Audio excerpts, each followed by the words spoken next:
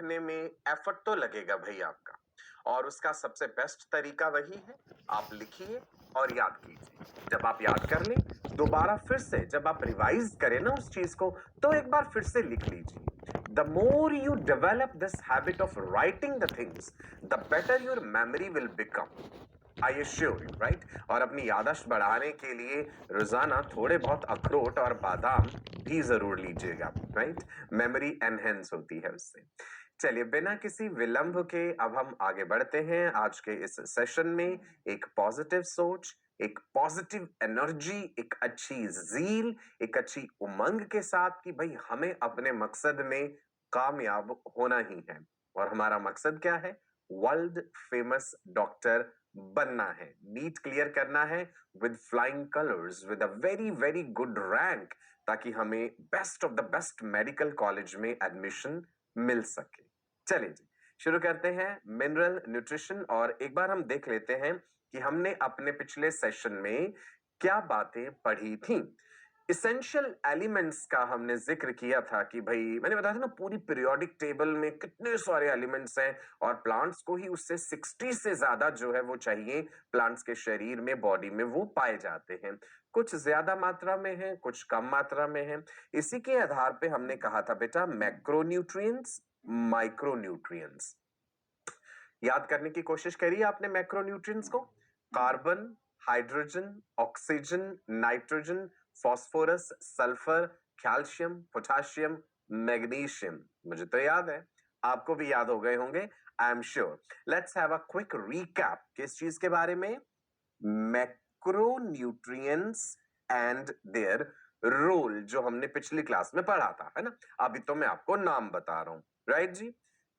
Carbon, hydrogen, oxygen, nitrogen, phosphorus, sulphur, calcium, potassium, magnesium. मिलते कहां से हैं जी ये न्यूट्रिएंट्स? ऑफ कोर्स मिट्टी में से, सॉइल।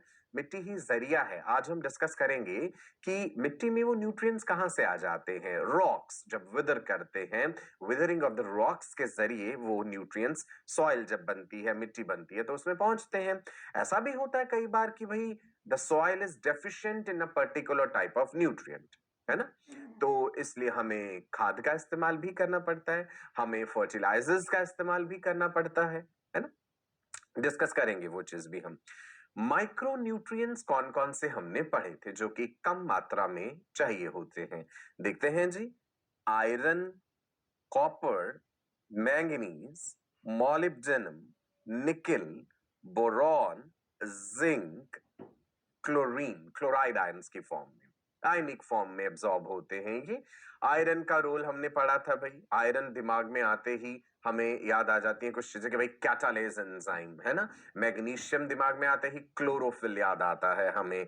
ऐसे ही कॉपर है, बहुत सारे एंजाइम्स के लिए चाहिए, ह्यूमन बॉडी में भी चाहिए होते हैं। मैंने पिछली क्लास में आपको रिलेट करके भी बताया था कि ये जो एलिमेंट्स जिनका हम जिक्र कर रहे हैं, सिर्फ प्लांट्स में ही नहीं, ये एनिमल्स में भी चाहिए। जैसे क्लोराइड आयंस है, जो सलिवरी अमाइलेज एंजाइम होता है ना सलाइवा में, जो स्टार्च की डाइजेशन की शुरुआत करता है, उसे क्लोराइड आयंस चाहिए होते हैं। कार्बोनिक एनहाइड्रेस एंजाइम जो है आरबीसीज में, उसे जिंक चाहिए होता है। मैग्नीशियम का रोल हमने देखा था कि राइबोसोम्स जो होते हैं, उनके जो सब यूनिट्स हैं, उनके एसोसिएशन में मैग्नीशियम का रोल है। निकिल यूरिएज एंजाइम के लिए चाहिए होता है, मॉलिब्डेनम भी एंजाइम्स के लिए चाहिए।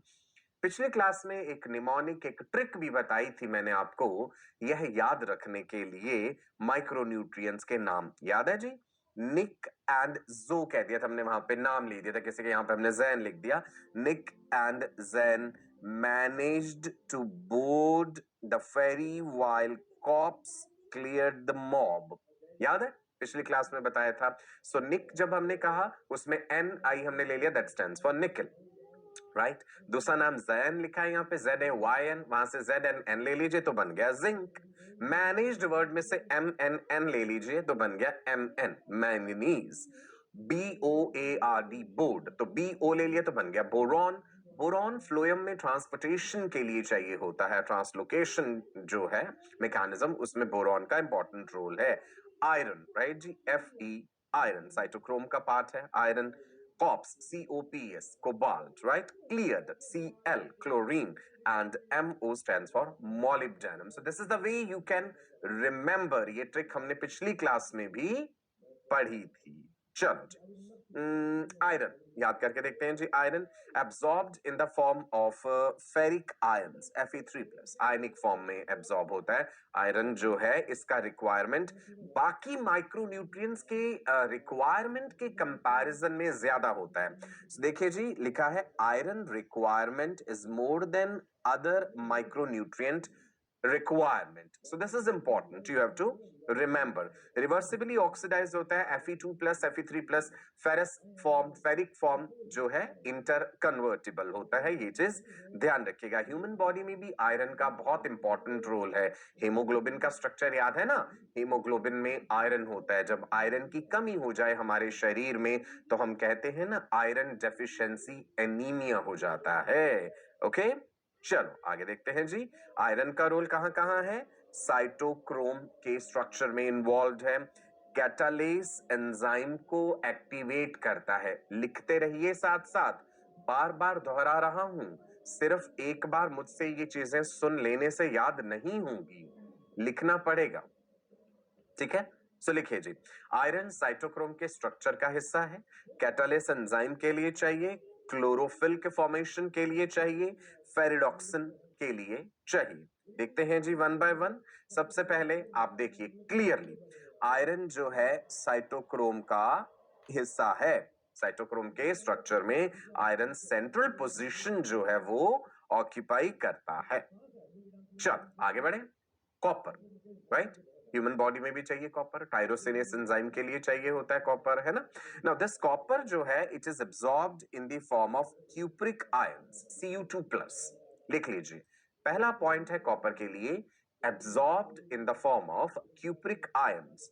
दूसरा है it is essential for overall metabolism, right? Reversibly oxidise है. यहां भी cuprous to cupric, cupric to cuprous जो है इंटरकन्वर्टिबल है. सो मुख्य रूप से हमने देखा कि ओवरऑल मेटाबॉलिज्म में इन्वॉल्व है कॉपर, रिडॉक्स रिएक्शंस में इन्वॉल्व है.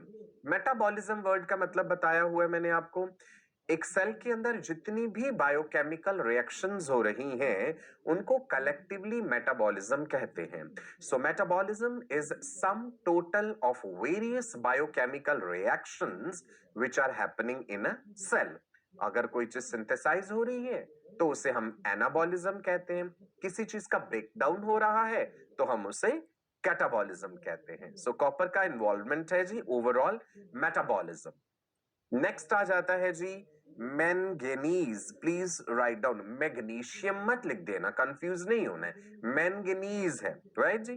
Mn जिसका की सिंबल है. It is absorbed in the form of manganese ions, right? Manganese ions की फॉर्म में एब्सॉर्ब हो रहा है और ये फोटोसिंथेसिस में इंपॉर्टेंट रोल प्ले करता है.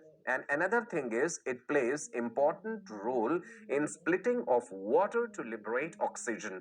ये क्वेश्चन आपसे पूछा जा सकता है कि प्लांट फिजियोलॉजी में कौन सा एलिमेंट जो है बहुत इंपॉर्टेंट रोल प्ले कर रहा है in splitting of water to liberate what? To liberate oxygen.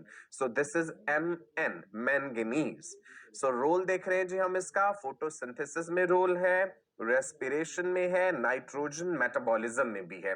बहुत सारे एलिमेंट्स का रोल आप देखेंगे ओवरलैपिंग है. बहुत सारे आप कहेंगे कि भाई ये काम तो दूसरा एलिमेंट भी कर रहा था तो ये भी कर रहा है. हाँ बिल्कुल ऐसा होता है, ओवरलैपिंग है, राइट?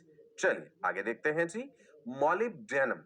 मॉलिब्डेनम जो है it is obtained in the form of molybdate ions, right? ये nitrogenase enzyme, nitrate reductase enzyme, ये दोनों इंपॉर्टेंट है. मैं लिख रहा हूं जी, ये क्वेश्चन हमसे पूछा जा सकता है कि nitrogenase enzyme and nitrate reductase enzymes को अपना काम करने के लिए कौन से आयंस की जरूरत पड़ती है? So molybdate ions, this is important. Nitrogen metabolism में इसका इंपॉर्टेंट रोल है. हम नाइट्रोजन साइकिल आगे पढ़ेंगे. सो प्लीज एक सिंगल सेंटेंस लिख लीजिए MO के लिए, मॉलिब्डेनम के लिए नाइट्रोजन मेटाबॉलिज्म में nitrate reductase and nitrogenous enzymes को अपने फंक्शनिंग के लिए ये चाहिए होता है। याद कर लीजिए बायोमोलिक्यूल्स में ये बातें हमने पढ़ी हैं कि जो होलो एंजाइम्स होते हैं उन्हें मेटल आयंस भी चाहिए होते हैं अपना काम करने के लिए। निकल, निकल का नाम आते ही दिमाग में जो एंजाइम आता है that is urease.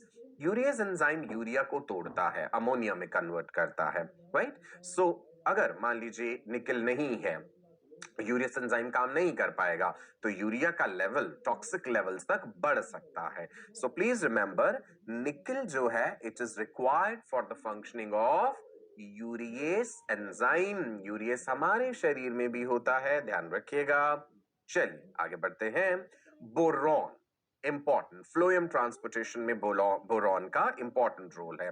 So boron के बारे में हम पढ़ने जा रहे हैं कि क्या क्या काम करता है बोरॉन। लिख लेंगे वन बाय वन सारे functions. Uptake of calcium ions, ध्यान रखना एक पर्टिकुलर एलिमेंट या आयन जो है किसी दूसरे की एब्जॉर्प्शन में भी इन्वॉल्व हो सकता है, राइट। सो बोरॉन जो है अपटेक ऑफ कैल्शियम के लिए, पॉलन जर्मिनेशन के लिए, पॉलन ग्रेन्स के जर्मिनेशन के लिए भी चाहिए, कार्बोहाइड्रेट ट्रांसलोकेशन, मैंने कहा ना फ्लोएम ट्रांसपोर्टेशन में इन्वॉल्वमेंट है बोरॉन का। Membrane function, cellular membranes healthy way में फंक्शन करेंगी। देखिए मेम्ब्रेन फंक्शन कर रही है तभी सोडियम पोटेशियम बाकी आयंस का जो है इनफ्लक्स ईफ्लक्स होगा। इनफ्लक्स ईफ्लक्स अभी हम आगे पढ़ेंगे। इनफ्लक्स का मतलब है किसी चीज की एंट्री सेल के अंदर, ईफ्लक्स का मतलब है किसी चीज का एग्जिट, सेल से बाहर जाना। सेल का elongation, cell differentiation and even cell division में भी इन्वॉल्वमेंट होता है बोरॉन का। सो क्या क्या लिखा आपने बोरॉन के बारे में? नंबर 1 आपने लिखा it is required for the uptake of calcium. Number 2 pollen germination. Number 3 carbohydrate translocation, then membrane function, cellular elongation and cell differentiation. याद रखनी पड़ेंगी चीजें, इंफॉर्मेशन का लोड धीरे धीरे बढ़ेगा, डरना नहीं, right. We are there with you, your mentors are there with you and daily practice papers DPPs something which is really important, वो जरूर करते रहना है, ठीक है राजा बेटा। चलिए जिंक, जिंक का नाम जैसे ही आपके सामने आए तो ध्यान रख लीजिएगा कि जिंक जो है ये ह्यूमन बॉडी में भी है। कार्बोनिक एनहाइड्रेस एंजाइम जो होता है आरबीसीज के अंदर उसे जिंक चाहिए। सो कार्बोनिक एनहाइड्रेस एंजाइम वैसे सेल के अंदर करता क्या है? कार्बन डाइऑक्साइड एंड पानी वाटर को मिला के H2CO3 बनाता है कार्बोनिक एसिड। H2CO3 डिसोसिएट कर जाता है बाइकार्बोनेट आयंस में HCO3 negative plus H plus hydrogen ions में। सो बाइकार्बोनेट आयंस का रोल है प्लांट फिजियोलॉजी में, वो हम पढ़ेंगे आगे, राइट जी।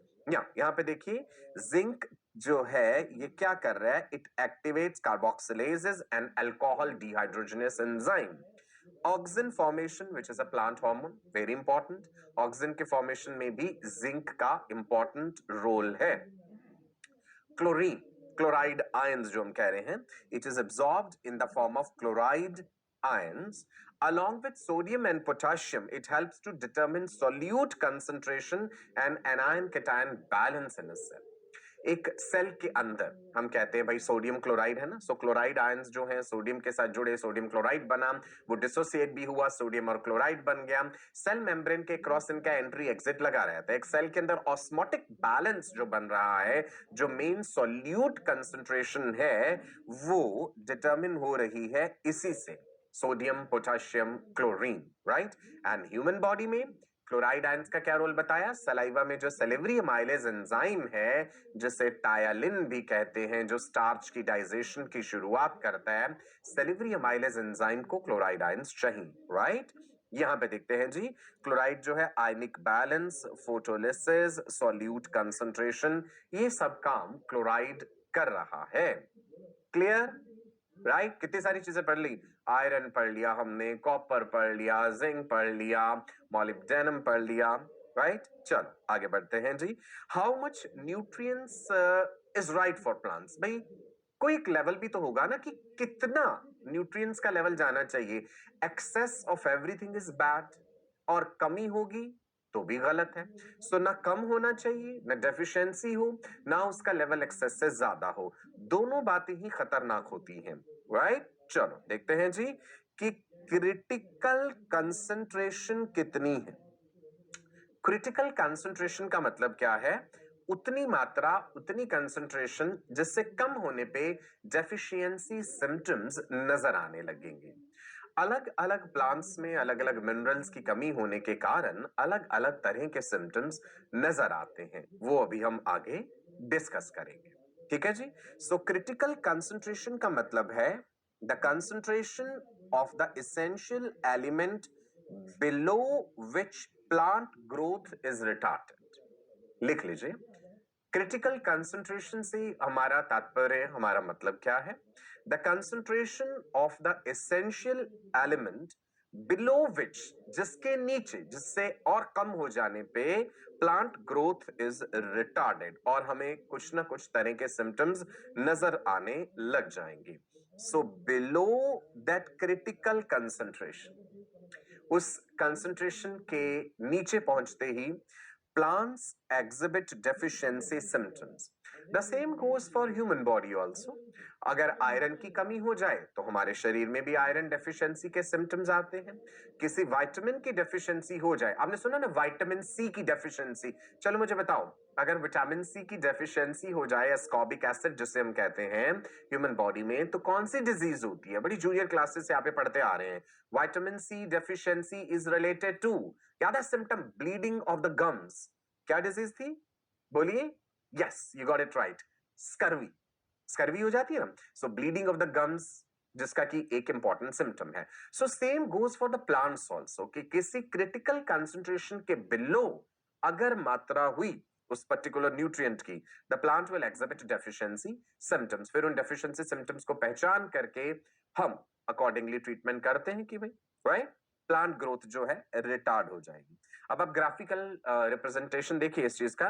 एक एक्सिस पे हमने लिखा है न्यूट्रिएंट सप्लाई, दूसरे एक्सिस पे हमने लिया है ग्रोथ। ठीक है जी। नाउ अगर कंसंट्रेशन इतना है, एडिक्वेट मात्रा में है न्यूट्रिएंट सप्लाई, तो ग्रोथ बिल्कुल ठीक ठाक है। अगर वो डेफिशिएंट है तो you can see that the plant growth is retarded. So that is the meaning of this word critical concentration.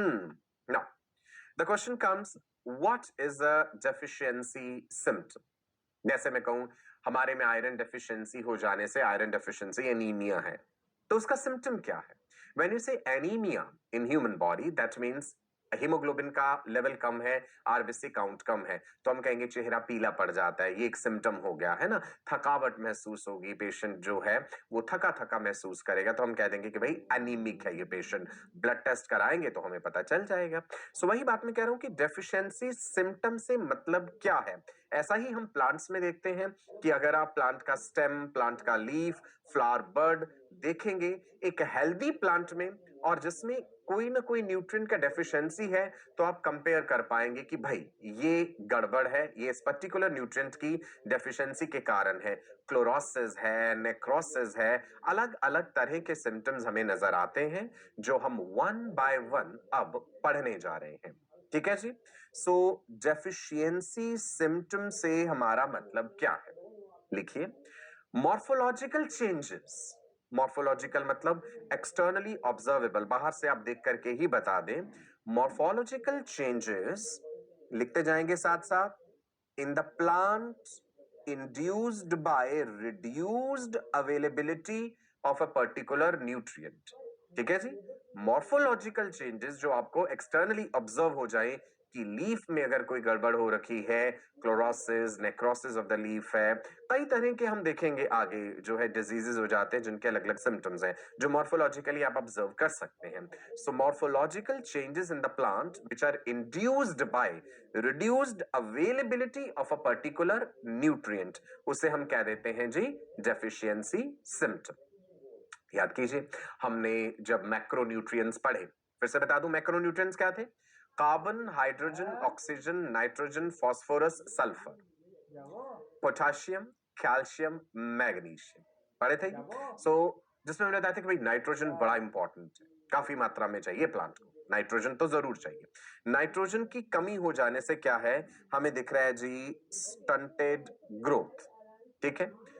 एक तरफ पॉट में दिखाया गया प्लांट विद नाइट्रोजन, जो बिल्कुल हरा भरा फला फूला आपको नजर आ रहा है विद नाइट्रोजन। दूसरी तरफ देखिए विदाउट नाइट्रोजन, स्टंटेड ग्रोथ है, रिटार्डेड ग्रोथ है, जितनी सही ग्रोथ अच्छे तरीके से मिलनी चाहिए वो नहीं मिल पा रही। Then formation of anthocyanin in stem, leaf and petiole. Anthocyanin pigment जो है उसका फॉर्मेशन हो जाएगा, जिससे कि रंग जो है वो बदल जाएगा प्लांट का, आप देख पा रहे हैं लीव्स का। फॉस्फोरस का अगर हम जिक्र करें, फॉस्फोरस भी बड़ा इंपॉर्टेंट है। हमने पढ़ा था कि भाई फॉस्फोरस जो है वो कहीं ना कहीं along with sulphur also protein synthesis में भी इन्वॉल्व होता है। सो फॉस्फोरस का डेफिशिएंसी सिम्टम है premature falling of birds and leaves, right. Buds बने, लीव्स बने, लेकिन फुली डेवलपमेंटल स्टेज तक नहीं पहुंच पाए। लिखते जाइए साथ साथ, फॉस्फोरस डेफिशिएंसी का symptom premature falling of the leaves and buds, poor vascular tissues, plants का जो वेस्कुलर टिश्यू है जाइलम फ्लोएम पुअरली डेवलप्ड होगा, कंडक्शन प्रॉपर नहीं हो पाएगा, और अगर चीजों का कंडक्शन पूरे प्लांट में प्रॉपर नहीं है तो ओवरऑल ग्रोथ इफेक्ट होगी।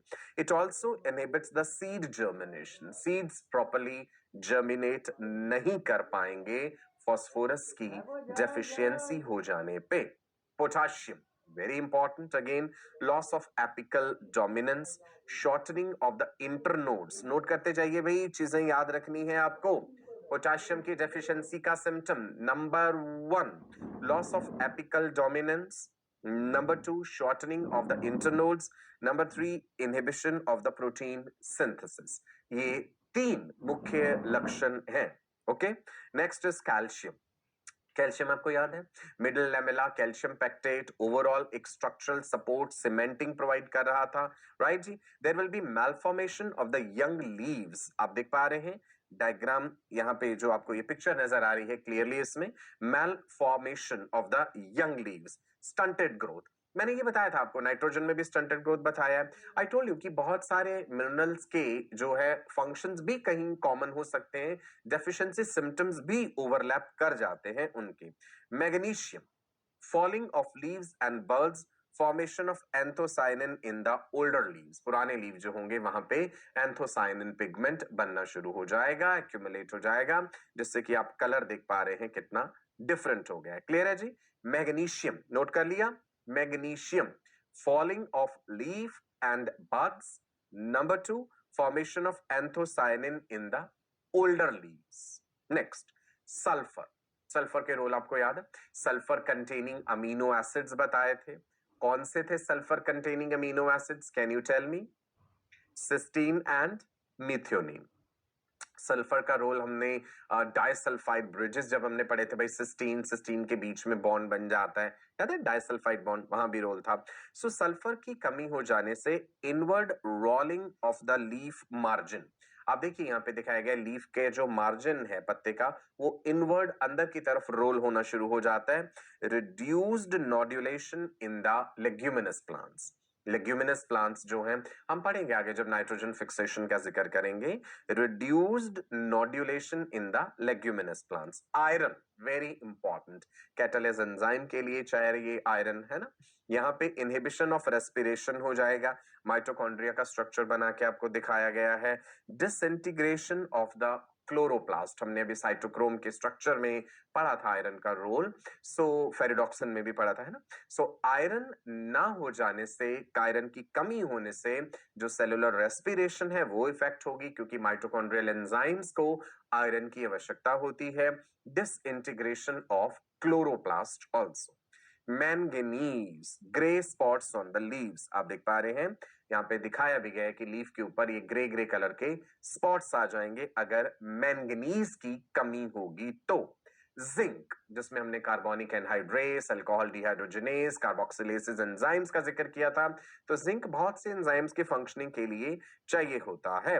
जिंक की कमी हो जाने से यहाँ पे shortened internodes and leaves, mottle leaf disease of the citrus, note कर लीजिए ये, राइट जी। There will be mottle leaf disease of the citrus plants.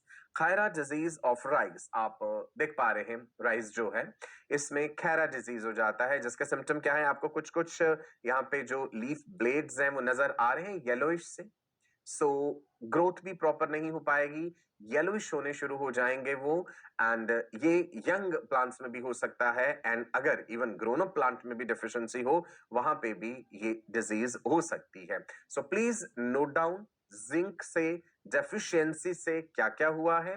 Number 1, mortal leaf disease of citrus. Number 2, Khaira disease of rice. ये सवाल पूछा जा सकता है आपसे। कॉपर, कॉपर की कमी हो जाने से premature falling of leaves and birds. Note down, copper deficiency से premature falling of leaves and birds, dieback of citrus, even जो लीव्स हैं वो भी मरने लगेंगे, ड्राई होकर के खत्म हो जाएंगे, छोटी छोटी जो स्टेम्स हैं वो भी डेड होने लगेंगी। Dieback disease of citrus important है, ये सवाल पूछ लेते हैं कई बार कॉपर की डेफिशिएंसी से। इससे पहले हमने Khaira disease and mottle leaf disease का जिक्र किया। Dieback disease of citrus and reclamation disease of cereals and legumes, किसकी कमी से? कॉपर की कमी से। फिर नोट कर लीजिए, कॉपर की कमी से premature falling of leaves and birds, there will be dieback disease of the citrus. Dieback disease की और भी कई वजह हो जाती हैं, reclamation disease of cereals and legumes, right. Next is boron. Boron का रोल याद कर लीजिए, फ्लोएम ट्रांसपोर्टेशन में बताया था, ट्रांसलोकेशन ऑफ कार्बोहाइड्रेट्स के लिए। सो इसकी डेफिशिएंसी से फ्लावर्स प्रॉपरली नहीं बन पाएंगे, flowers are not formed, stem and root tips जो है वो डेड होने लगते हैं, डिक्रीज्ड लेग्यूमिनेशन जो हो जाएगा, nodulation, there is decreased nodulation in the legumes. कर रहे हैं नोट साथ साथ? आपको लग रहा होगा इंफॉर्मेशन बहुत ज्यादा है, हाँ आई एग्री विद दैट, लेकिन घबराने वाली बात नहीं है, याद हो जाएगी। आज पहली बार सुन रहे हैं ये चीजें, नोट कर रहे हैं, रिवाइज करेंगे, सवाल उठेंगे दिमाग में, पूछेंगे आप, सॉल्यूशंस मिलेंगे उनके, फिर से रिवाइज करेंगे, डेफिनेटली चीजें याद हो जाएंगी। पहली बार में इंफॉर्मेशन ओवरलोड लगता है इस चैप्टर में, nothing to worry about this thing, right. इत्मीनान से, एक भरोसे के साथ सुनते जाइए चीजें, लिख पा रहे हैं साथ साथ, वेरी गुड, वो इंपॉर्टेंट है। चलो जी, बोरॉन के बाद मॉलिब्डेनम। मॉलिब्डेनम की कमी से स्टंटेड ग्रोथ है। स्टंटेड ग्रोथ हमने फास्फोरस के केस में भी देखा, सल्फर के केस में देखा, स्टंटेड ग्रोथ नाइट्रोजन के केस में भी देखा था हमने, है ना। देन कॉलीफ्लावर में, गोभी में, इवन ब्रोकली में विपटेल जो है इस नाम की डिजीज हो जाती है, हम कह देते हैं whiptail disease of the cauliflower. Molybdenum important है, जहां जहां डिजीज का नाम आया ना, whether it was the dieback of citrus, whether it was Khaira disease, whether it was mottle leaf disease, whether it is whiptail disease, ये ध्यान रखना, ये इंपॉर्टेंट है। हर डिजीज के डिटेल्ड सिम्टम्स में बेशक आप ना जाएं, नाम याद होना चाहिए और पर्टिकुलर एलिमेंट जो उससे रिलेटेड है। सो मॉलिब्डेनम के केस में हमने देखा स्टंटेड ग्रोथ है and whiptail of cauliflower. Chlorine जी, क्लोरीन की कमी से या क्लोराइड आयंस जो है, बिकॉज आयनिक फॉर्म में एब्जॉर्ब हो रहा है, stunted growth, stunted growth overall generally बहुत सारे न्यूट्रिएंट्स की डेफिशिएंसी से हो रहा है। स्वोलन रूट टिप्स हो जाती हैं प्लांट्स में, bronze colour in the leaves, ये इंपॉर्टेंट है। ब्रॉन्ज लाइक एक कलरेशन आपको नजर आता है पत्तों में, so that is because of deficiency of chlorine. Now अब देखिए कॉमन डेफिशिएंसी सिम्टम्स जो मेजॉरिटी केसेस में हमें नजर आ जाते हैं, कॉमन में है क्लोरोसिस, ये लिखिए, necrosis, inhibition of cell division, delayed flowering. Note कर लीजिए, कॉमन डेफिशिएंसी सिम्टम्स क्या क्या हो जाते हैं? क्लोरोसिस, एक पीलापन नजर आने लगता है पत्तों में या इवन स्टेम में भी हो सकता है। नेक्रोसिस, नेक्रोसिस का मतलब होता है किसी चीज की डेथ हो जाना, सेल्स का मर जाना। Then there is inhibition of cell division and delayed flowering, right, ये कॉमन है symptoms. Let's first understand chlorosis से क्या मतलब हुआ। आप इस लीफ को देखिए गौर से, आपको पीलापन नजर आ रहा है, leaves are green in colour chlorophyll के कारण। क्लोरोसिस जब हो जाता है तो हम कहते हैं there is loss of chlorophyll, right, so yellowing of the leaves. ये क्लोरोसिस एक कॉमन सिम्टम है जो कि किस किस चीज की deficiency, sulphur, potassium, manganese, magnesium, zinc, then iron, molybdenum and nitrogen, कितने सारे न्यूट्रिएंट्स हैं जो कम होंगे, सारे एक साथ नहीं, आई मीन इनमें से कोई भी कम हुआ तो क्लोरोसिस एक कॉमन लक्षण है, ठीक है। जैसे मैं कह दूं जी कि भाई थकावट हो जाना, ह्यूमन बॉडी में। सो ये एक ये सिम्टम आपको नजर आए तो उसकी वजह तो बहुत सारी हो सकती है ना, थकावट की वजह बहुत सारी हो सकती हैं। सो इसी तरह से क्लोरोसिस हमने एक जनरल टर्म ले लिया यहाँ पे। सो क्लोरोसिस में जो एलिमेंट्स रिस्पॉन्सिबल हैं वो कौन कौन से हैं? एक सेंटेंस याद रखिएगा, money, marriage, irrelevant, zen, monks, right. अब इससे क्या क्या बनेगा? मनी, मनी में एम एन एन लिया तो बन गया manganese, money. Marriage, M G, magnesium. Irrelevant, I R, right जी, आयरन, और आयरन होता है F E. Zen, Z E N, यानी zinc, M O N K S, that stands for molybdenum, nitrogen, potassium, sulphur. So chlorosis इनमें से किसी भी particular element की कमी से हो सकता है। याद रखेंगे, फिर से लिख लीजिए, मनी, मनी से हमने बना दिया मैंगनीज। मैरिज, मैरिज से बन गया Mg, मैग्नीशियम। इररेलेवेंट का आयरन बन गया इर, आयरन, याद रखेंगे। Zen, zinc. Then monks, MONKS, that is molybdenum, nitrogen, potassium and sulphur. I hope ये क्लूज जो है ये काम कर रहे हैं, निमोनिक्स हम इन्हें कह देते हैं, शॉर्ट ट्रिक्स जो हैं चीजों को याद रखने। क्लोरोसिस हो गया। अब देखते हैं ये नेक्रोसिस क्या है, किसी चीज का डेथ हो जाना, मर जाना। जनरल टर्म है डेथ ऑफ द टिश्यू। कारण हो सकता है कैल्शियम की कमी, मैग्नीशियम की, कॉपर की, पोटेशियम की, दैट इज नेक्रोसिस। पहले क्या देखा था? क्लोरोसिस, पीलापन, loss of chlorophyll. Necrosis, death of the tissue. The reason can be calcium, magnesium, copper, potassium. चलो आगे देखें। नो, ये ध्यान रखिएगा, एक और सेंटेंस बता रहा हूं जी। Maggie cut calendula from the pot. So Maggie मतलब एम जी यहां से उठाना होगा, कट मतलब कॉपर सी उठाना होगा, देन कैल्शियम कैलेंड्यूला से, एंड पोटेशियम पॉट वर्ड से। सो मैगी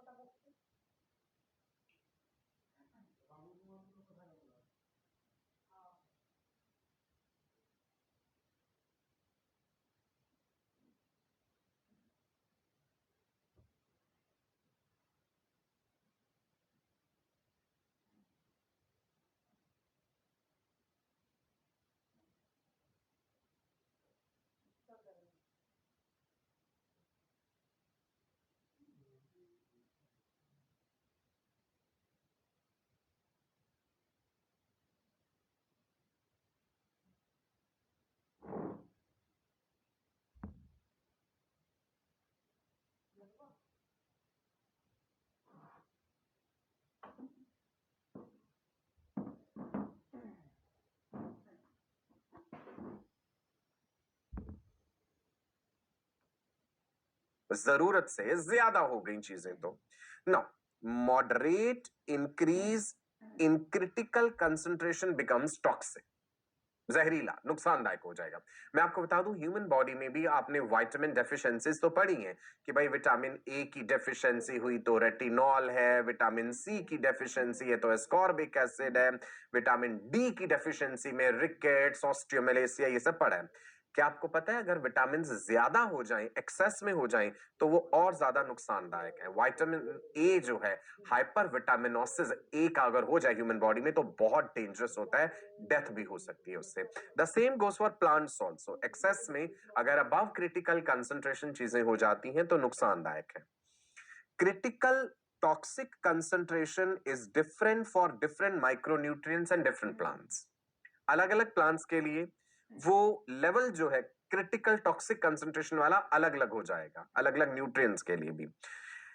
इसका एक नेट रिजल्ट है, it reduces the dry weight of the tissues by about 10%। Excess of nutrients अगर हो जाता है कोई एक पर्टिकुलर न्यूट्रिएंट या एक से ज्यादा भी, that's going to reduce the dry weight of the tissues by about 10%। अब आप देखिए ग्राफिकल रिप्रेजेंटेशन, एक एक्सिस पे हमने न्यूट्रिएंट सप्लाई लिया, दूसरे पे हमने ग्रोथ दिखाया है।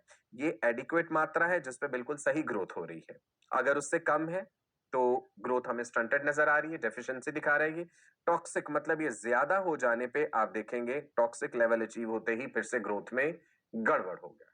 क्लियर है जी? चलो आगे देखते हैं। ना how does it become toxic, हो कैसे जाता है, ये रनिंग रेस क्या है? देखिए जी, ये ध्यान है रखना, ये इंपॉर्टेंट है ये वाली चीज। Mn manganese competes with magnesium and iron, मतलब Mn का एक कंपटीशन रहता है किसके साथ? Mg एंड आयरन के साथ। This is very important, right? और इसमें जीत जाता है Mn, मैंगनीज। मैंगनीज अगर ज्यादा हो गया तो गड़बड़ कहां हो जाएगी?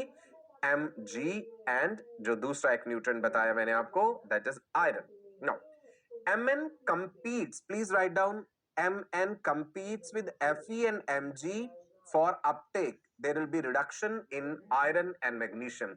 ज्यादा Mn अगर हो गया, मैंगनीज हो गया, तो कमी हो जाएगी आयरन और मैग्नीशियम की। देख पा रहे हैं आप ये दोनों का रिलेशनशिप जो है, this is important, right? Now there is inhibition of binding of magnesium with enzymes as Mn competes with magnesium. Magnesium Mg Mn competition है आपस में, और Mn कहेगा भाई मैं जीत गया, मैंने तुम्हें एंजाइम्स के साथ बाइंड नहीं करने देना, मैग्नीशियम तुम्हारी कमी हो जाएगी। Mn inhibits calcium translocation in shoot apex. ज्यादा Mn हुआ, कैल्शियम ट्रांसलोकेशन शूट एपेक्स में इनहिबिट हो जाएगा। This is also important, please remember. ये स्लाइड बहुत इंपॉर्टेंट है बेटा, ध्यान रखना। Mn का रिलेशनशिप Mg एंड आयरन के साथ, एक का फायदा तो दूसरे का लॉस हो गया। टॉक्सिसिटी सिम्टम्स ऑफ Mn क्या हो जाएंगे? मैंगनीज अगर ज्यादा हो गया, एक्सेस हो गया, तो स्वाभाविक है कि आयरन और मैग्नीशियम की कमी तो उसने करवाई दी। It is actually combined deficiency symptoms of iron, magnesium and calcium. Of course क्योंकि तीनों चीजें Mn के साथ रिलेटेड थी। कैल्शियम का ट्रांसलोकेशन इफेक्ट कर दिया उसने, राइट? Mg को बाइंड नहीं करने दिया एंजाइम्स के साथ, तो सिम्टम्स हो जाएंगे brown spots with chlorotic vein, as you can see here. Brown brown colour के स्पॉट्स हैं, क्लोरोटिक वेन है, क्लोरोसिस याद है आपको, loss of chlorophyll, inhibits calcium translocation in the shoot apex, right? वो तो हमने अभी अभी देखा। क्लियर है? Mn ज्यादा होने से आयरन, Mg, कैल्शियम कम हो गए, तो कंबाइंड सिम्टम्स हमें नजर आने लगे Mn टॉक्सिसिटी के। ठीक है जी?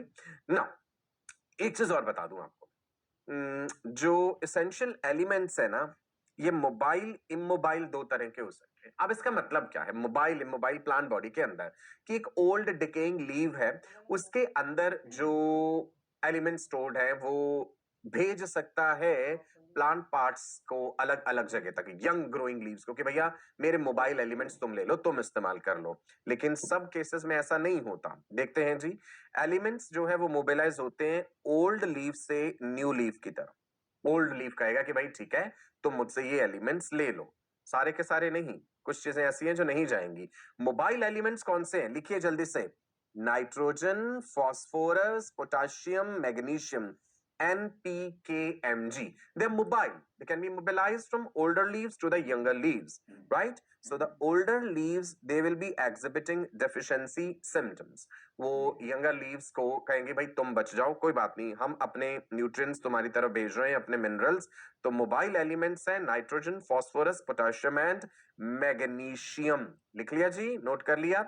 इमोबाइल, इमोबाइल जो है वो नहीं जा सकते यंग लीव्स की तरफ या और पार्ट्स की तरफ, because they are part of the structure of the leaf. वो स्ट्रक्चरल कॉम्पोजिशन का हिस्सा बन जाते हैं, उनकी मोबिलिटी संभव नहीं है ओल्डर टू यंगर. तो फिर हो क्या जाएगा जी, जो इमोबाइल एलिमेंट्स हैं यानी कैल्शियम एंड सल्फर, इनकी डेफिशिएंसी हमें नजर आ जाएगी यंगर लीव्स में, क्योंकि ओल्डर लीव्स कहेंगे कि वी आर सॉरी, हम तुम्हें मोबाइल एलिमेंट्स तो दे सकते हैं, इमोबाइल वाले यानी कैल्शियम एंड सल्फर नहीं दे सकते हैं. सो प्लीज अंडरलाइन, नोट कर लीजिए, इमोबाइल एलिमेंट्स में कैल्शियम, सल्फर. तो यंगर लीव्स जो हैं they are going to exhibit the deficiency symptoms. Tabular form एक बार दिखा देता हूं आपको. मोबाइल न्यूट्रिएंट्स में NP, nitrogen, phosphorus, potassium, magnesium. Immobile में कैल्शियम एंड सल्फर. याद रहेगा, बना लीजिए आपने फ्लो चार्ट ऐसा ही है साथ के साथ टेबुलर फॉर्म में ऐसे लिख लीजिए. मोबाइल जो ओल्डर टू यंगर लीव्स चले जाएंगे, इमोबाइल जो नहीं जाएंगे. ठीक है, तो जिसके पास नहीं पहुंचे वो डेफिशिएंसी एग्जिबिट करेगा. फिर तो यंगर लीव्स जो हैं वो कैल्शियम एंड सल्फर की डेफिशिएंसी को एग्जिबिट करेंगे, बिकॉज ओल्डर लीव से उन्हें ये एलिमेंट्स नहीं मिल सकते, क्योंकि ये उस लीव का स्ट्रक्चरल कॉम्पोजिशन का हिस्सा बन चुके हैं. राइट, चलो एक और बात जानते हैं. Deficiency symptoms can be reversed. कैसे रिवर्स हो जाएंगे? Simple, by supplying the plant with the missing elements. आपको नजर आया कि भाई इसमें डेफिशिएंसी सिम्टम्स है, क्लोरोसिस है या नेक्रोसिस नजर आ रहा है, तो आप वो पर्टिकुलर मिनरल दे सकते हैं प्लांट को. सिंपल सी बात है. कैसे दे सकते हैं भाई? खाद की फॉर्म में, फर्टिलाइजर्स की फॉर्म में. नेचुरली कहां से मिलते हैं? आप जानते हैं कि सॉइल जो है वो रिजर्वॉयर है इन मिनरल्स का. The ultimate reservoir of nutrients is what? The ultimate reservoir of the nutrients is soil. आखिरकार तो मिट्टी ही है, वहीं से सब चीजें मिल रही हैं. मिट्टी में कहां से आ जाते हैं मिनरल्स, है ना?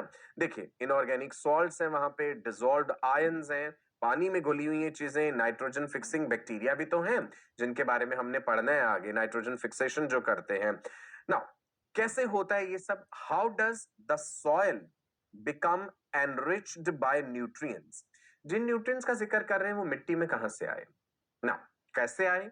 रॉक्स का जब विदरिंग हुआ, ब्रेक डाउन हुआ, टूटते हैं जब पत्थर, so that process is withering.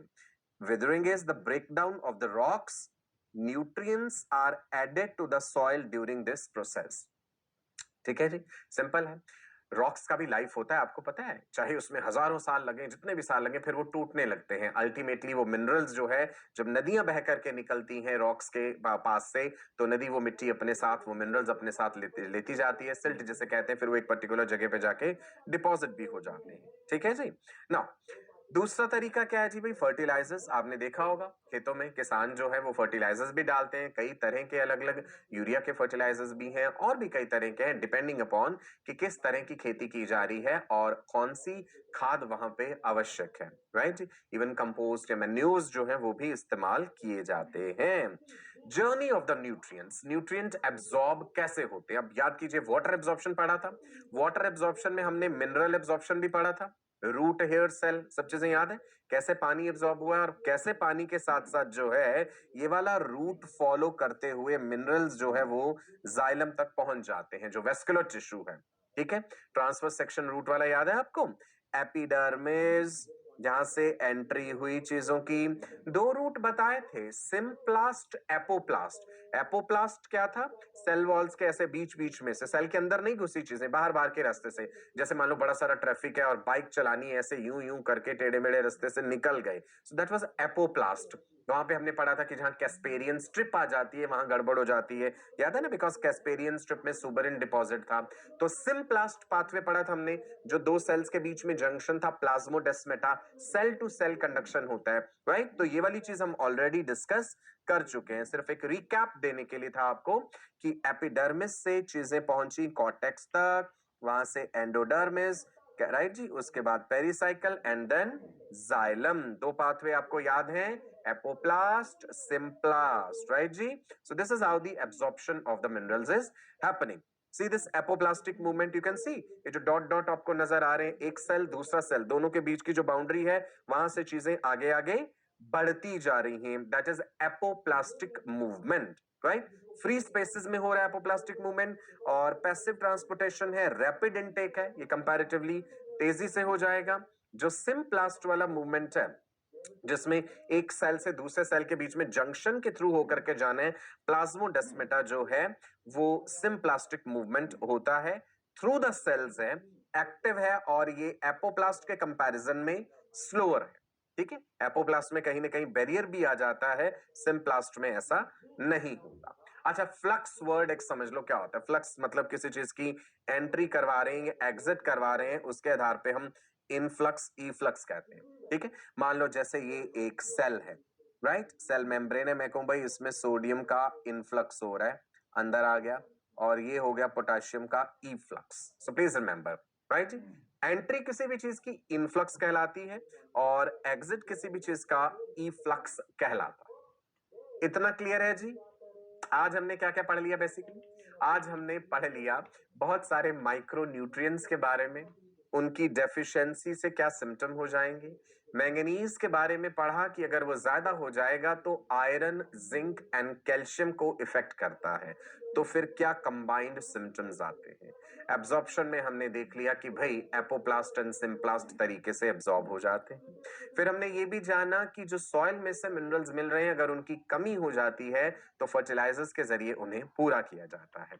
So I hope you have enjoyed today's session, right. एक बार देख लीजिए, ये जाइलम एंड फ्लोएम वाला क्लास स्लाइड है, ध्यान से देख लेना ट्रांसपोर्टेशन कैसे हो रहा है। जाइलम में हमने पढ़ा था पानी है और साथ में मिनरल्स हैं, जाइलम वन वे ट्रांसपोर्टेशन कर रहा है, फ्लोएम फूड के लिए, और यहाँ पे टू वे ट्रांसपोर्टेशन है। बेसिक सी बात थी, फिर से मैंने रिकैप दे दिया। Phloem for food, two way transportation, xylem for water and minerals, right जी। चलिए, आज के लिए इतना ही था मेरे पास, okay. So I hope you have enjoyed the session. Information ज्यादा रही है आज, आई एग्री, एफर्ट खुद को करना पड़ेगा आपको। जहां जहां कोई चीज नहीं समझ आई है वो आप अंडरलाइन जरूर कीजिएगा। Be in constant touch with your mentors, round the clock, entire team is working so that you can achieve your dream.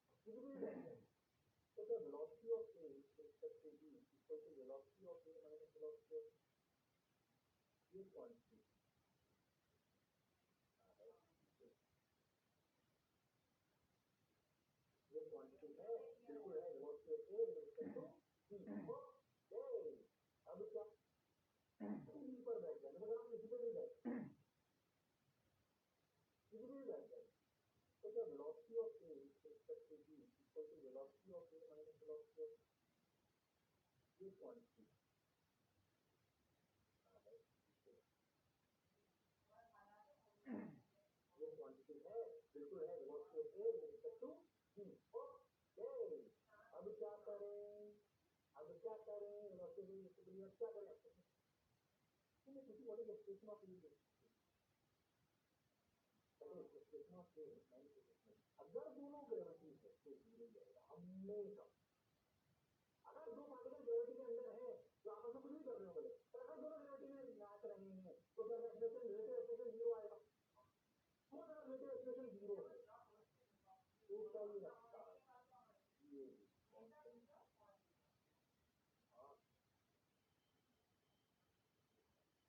क्या ए की रफ्तार कांस्टेंट है नहीं क्या बी की कांस्टेंट है नहीं तो दोनों में एक्सप्रेशन है पर जादू ये है रिलेटिव में कि ये भी हमेशा कांस्टेंट क्यों तो फिर रिलेटिव एक्सप्रेशन जीरो है क्यों ग्रेविटी में दोनों एक्सप्रेशन सेम है